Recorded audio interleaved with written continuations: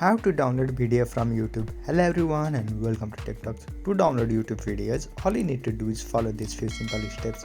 So first thing first, open your YouTube app. Now search for the video that you want to download. So here let me download this video. So open the video. And after you open it, on middle of your screen you will find different options. So here you can see like, dislike, share, thanks and download. So tap on download and then you will see this kind of pop-up. So simply select the quality that you want to download the video on.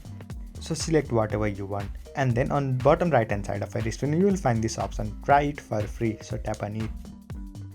So basically what you need to do is you have to subscribe for trial of YouTube Premium. Without YouTube Premium you won't be able to download videos from YouTube.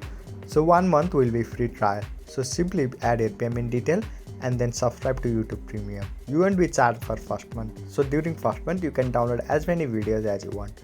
So make sure you cancel your subscription after 1 month.